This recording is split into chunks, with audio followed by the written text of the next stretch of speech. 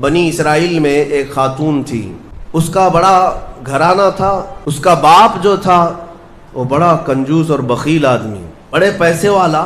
ایک دن ایسا ہوا کہ یہ جو لڑکی تھی، جوان لڑکی، اس نے باہر ایک فقیر کو دیکھا جو بڑا مجبور تھا، ضرورت مند تھا، اس کو اٹھا کر کے اچھی خاصی دولت اپنے باپ کی دے دی، اور باپ کو پتہ چلا تو اتنا غصے میں آیا کہ میں پھوٹی کوڑی نہیں دیتا اور تو اتنی بڑی دولت اٹھا کر دے دی۔ غصے میں اپنی بیٹی کا ہاتھ کاٹ دیا، اس کا ہاتھ کٹ گیا۔ غصے میں تھا باپ، بخیل تھا، ہاتھ کاٹ دیا۔ بہرحال کٹے ہوئے ہاتھ کے ساتھ وہ رہنے لگی، تھی اللہ رب العزت کی رضا چاہنے والی۔ کئی دن تک اسی طرح گزر گئے۔ اب باپ بڑے پیسے والا تھا اس زمانے میں، وہ ہاتھ چھپا کر کے رہی۔ پھر اس کا رشتہ آیا ایک بہت بڑے خاندان سے، اور بڑے خاندان کا جو شہزادہ تھا اس نے پسند کر لیا۔ شادی کی ڈیٹ قریب آئی، ان لوگوں نے ہاتھ نہیں دیکھا، بس چہرہ اور باقی ساری چیزیں دیکھی، اور انہوں نے بھی چھپا رکھا کہ ہاتھ نہیں ہے۔ کٹے ہوئے ہاتھ کے ساتھ کون شادی کرے گا؟ بہرحال شادی ہو گئی۔ شادی ہونے کے بعد وہ گھر رخصت ہو گئی، اپنے نئے دولہے کے ساتھ وہ اپنے گھر پر بیٹھی ہے دسترخوان پر۔ وہ بائیں ہاتھ سے کھایا کرتی تھی، ایک ہاتھ تو کٹا ہوا تھا، چھپا کر کے رکھتی تھی۔ دسترخوان پر جب بیٹھی، اس کا نیا دولہا ہے، اس کے گھر والے، کھانے کے وقت اب ہاتھ نکالنے کی باری آ گئی۔ وہ بائیں ہاتھ سے کھا رہی تھی تو اس کے شوہر نے کہا کہ کیا سیدھے ہاتھ سے نہیں کھا سکتی؟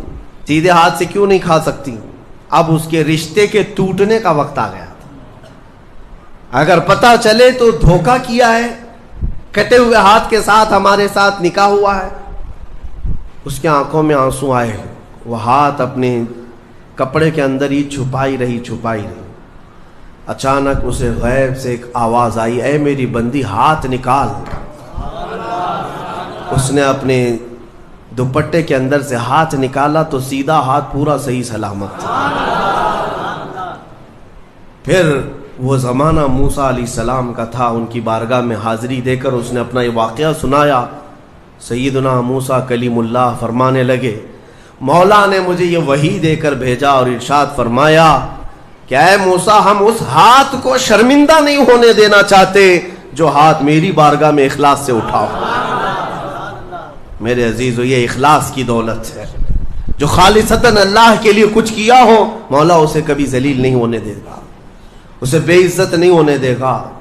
اسی لیے کچھ کام ایسے کر جاؤ جو خالصتاً اللہ کے لیے ہو۔ رب تبارک و تعالیٰ کے لیے اب تک کیا کیا ہے، اس کا بھی آپ کے پاس کچھ تو ہونا چاہیے۔